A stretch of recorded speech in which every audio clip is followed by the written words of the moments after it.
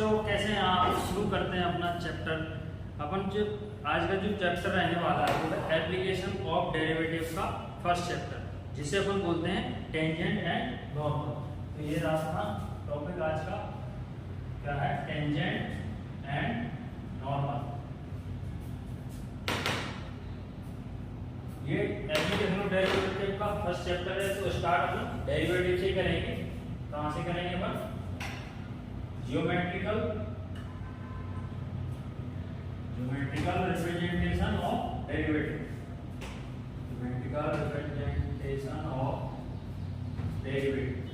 Derivative अपन ने पिछले लेक्चर में पढ़ लिया।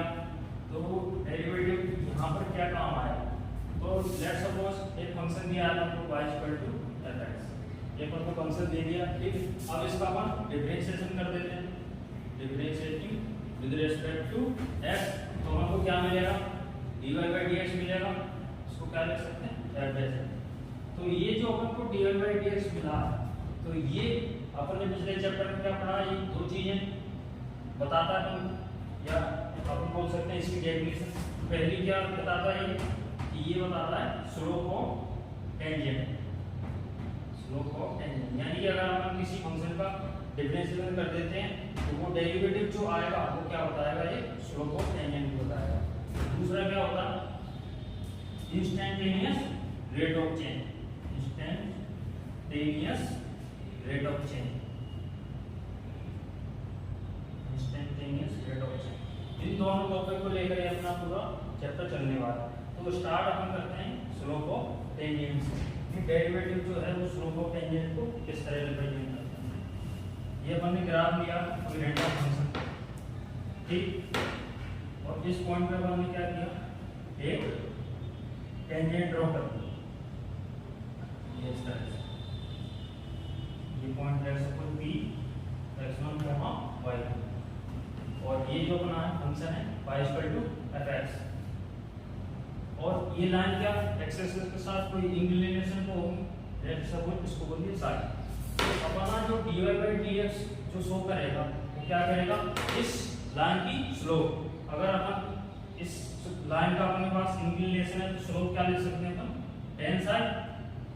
तो अपन को dy/dx जो क्या देगा? वो देगा स्लोप ऑफ दिस टेंजेंट। उसको इस तरह लिख सकते हैं, इसी को m लिख सकते हैं, ठीक है।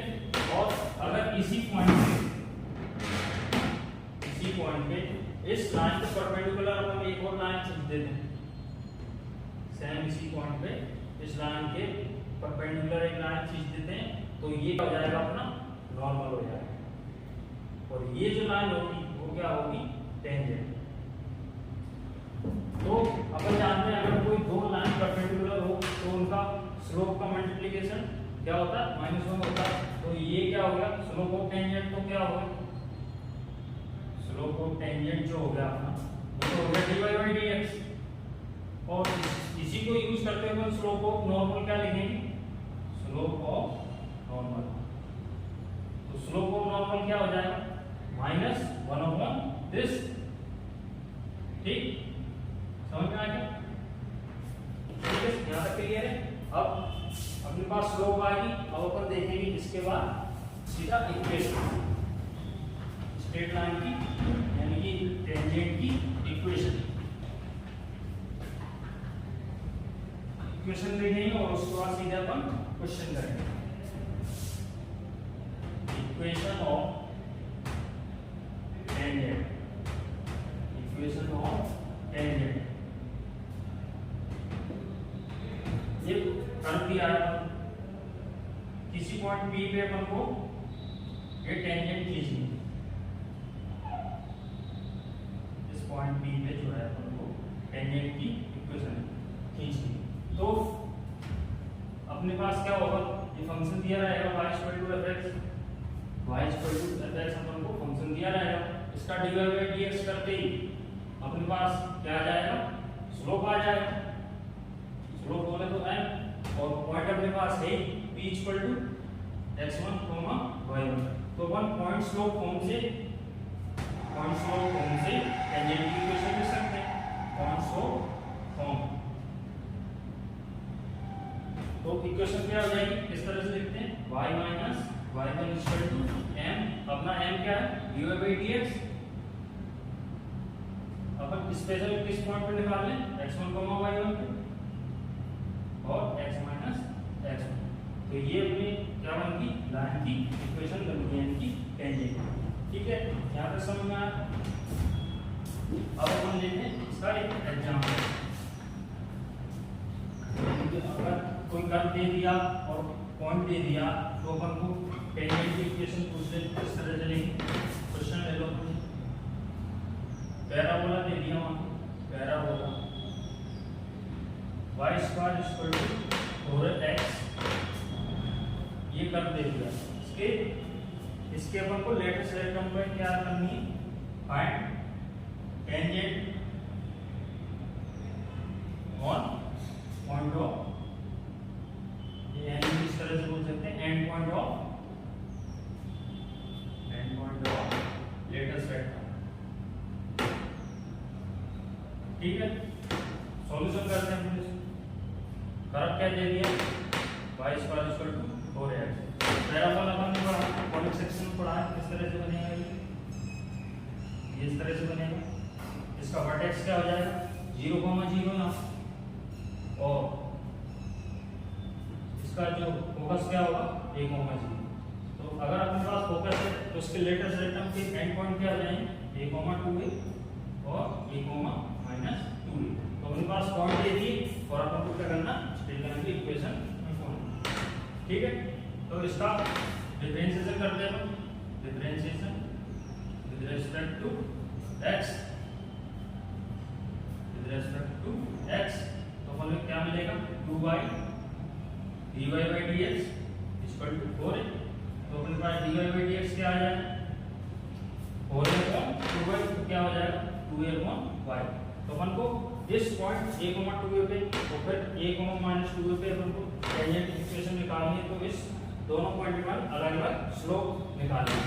इस पॉइंट पे जो टेंजेंट बनेगी वो किस तरह से बनेगी, ये इस तरह से जाती हुई निकलेगी, और इस पॉइंट पे किस तरह से आएगी, ये इस तरह से। ठीक है, तो अब पहला निकालेंगे dy/dx at 1, 2a, क्या हो जाएगा 2a/y, y यहाँ पर कितना 2a, तो ये कितना हो जाएगा 1।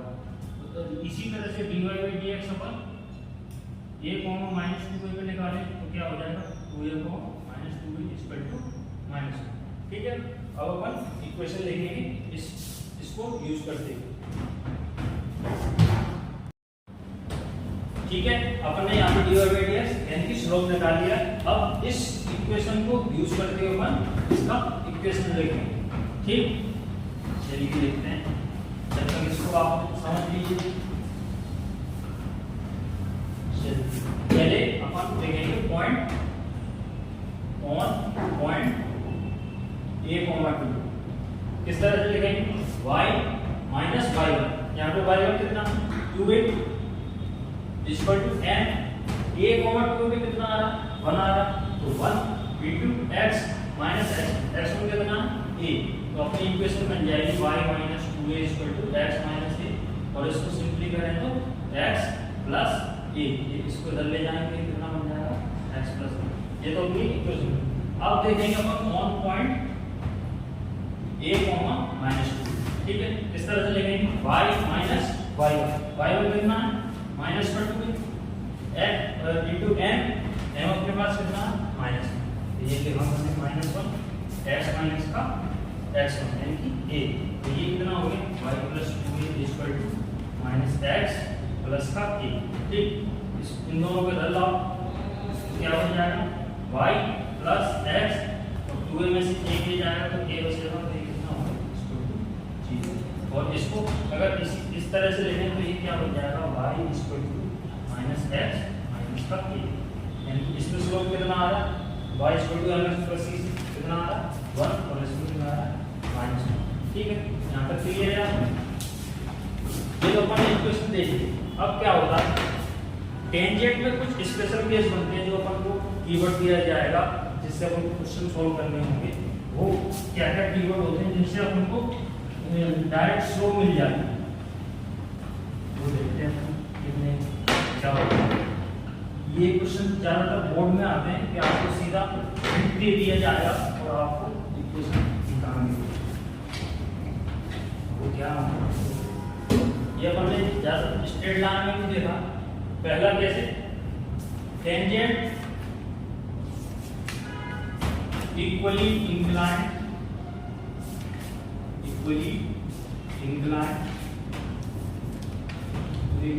to coordinate axis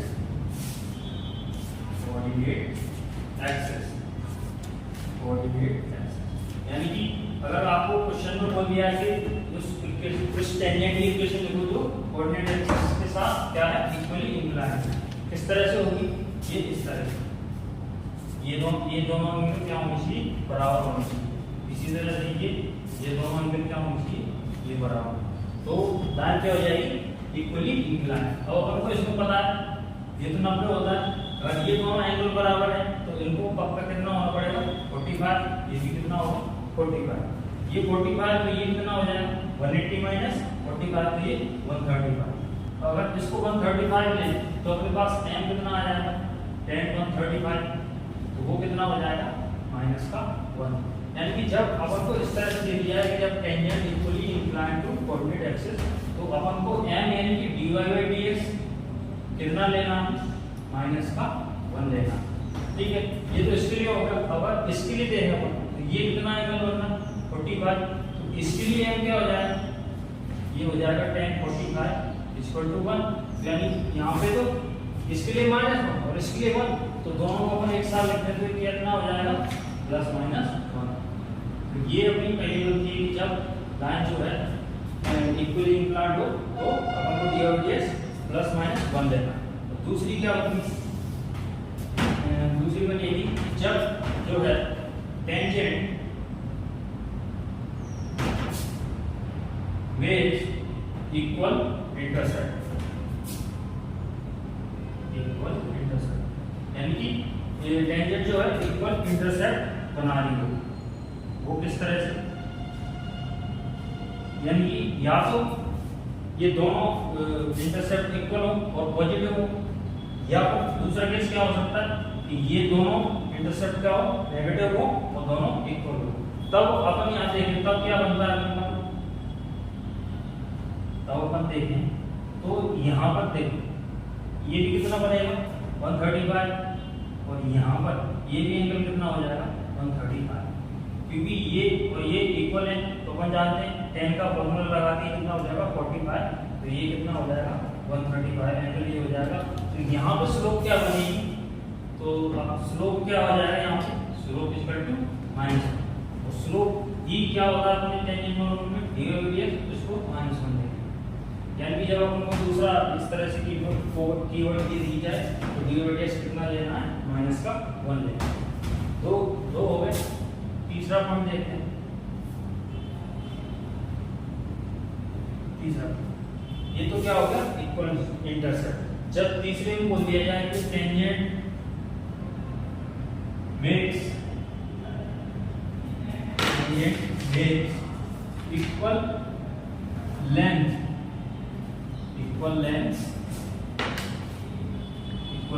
intercept. अब इक्वल लेंथ इंटरसेप्ट क्या हो सकता है कि ये और ये दोनों क्या बराबर हो, ये भी ये अगर ये वाली लाइन हो तो ये दोनों बराबर हो,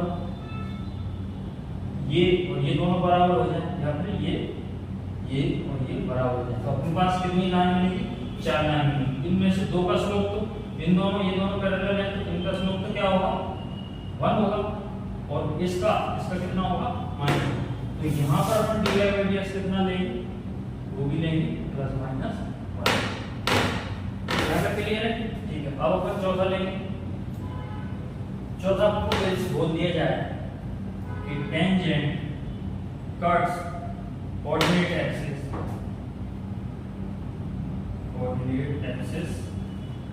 at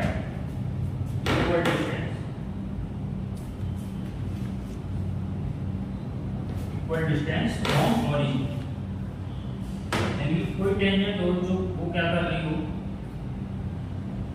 इस ओरिजिन से सेम डिस्टेंस पे कोऑर्डिनेट एक्सिस को कट कर देंगे, यानी यहाँ से ये और ये दोनों इक्वल हो जाए, तब क्या हो जाएगा, सेम वही केस, स्लोप कितना हो जाएगा -1। अब ये तो ये हो गया, अब इसी में क्या हो सकता है, ठीक है, तो कितना हो जाएगा, यहाँ पे डी/dx कितना ले लेंगे -1, ठीक। चलिए अब इसके बाद अपन नॉर्मल की इक्वेशन देखेंगे, ठीक है, समझ में आया। तो इसमें क्या केस हो सकता है, इस तरह इसमें भी हो सकता है कि इक्वल इंटरसेप्ट ये दोनों भी इक्वल हो सकते हैं और ये दोनों भी इक्वल हो सकते हैं, और एक लाइन इस तरह से बन जाए तो वो भी क्या हो जाएगा, ये भी यहाँ पर भी क्या हो जाएगा, ये भी इक्वल हो जाएंगे, तो यहाँ पर भी अपन क्या लेंगे, +-1 ही लेंगे, ये तो होगी जनरल। अब इसके बाद क्या होता है, अगर सीधा ही अपन को हो गया टेंजेंट जो है वो x एक्सिस के पैरेलल है या y एक्सिस के पैरेलल है, तो उस केस में अपन को पता है इसमें फंक्शन स्टेटमेंट क्या होगा, फर्स्ट अभी 4 फॉर्म रह गए, तो कौन सा क्या होगा, tangent parallel to x axis, यानी कि ये कर्व दे दिया, टेंजेंट इस पॉइंट क्या है, टेंजेंट इस पॉइंट पे x एक्सिस के पैरेलल है, उस केस में स्लोप क्या हो जाएगा, यानी कि dy/dx क्या हो जाएगा, 0 हो जाएगा, क्योंकि x एक्सिस का स्लोप कितना होता है 0। और इसी तरह से अगर टेंजेंट y एक्सिस के पैरेलल हो जाए, tangent parallel to y axis, तो वो किस तरह से ये कर्व दे दिया, और इस पॉइंट में जो टेंजेंट बनेगी वो क्या होगी, y एक्सिस के पैरेलल होगी, तो यहाँ पर dy/dx क्या हो जाएगा, अपन जानते हैं y एक्सिस के पैरेलल कोई भी लाइन होती है उसका dy/dx यानी कि स्लोप कितना होता है, tan 90 क्या होता है, इनफिनिटी, यानी कि 1/0, और इसको क्या बोलते हैं अपन, ये नोट बनाना है, ठीक। तो ये अपनी इक्वेशन बन गई। इसके बाद हम देखेंगे, इसके बाद हम क्या देखेंगे,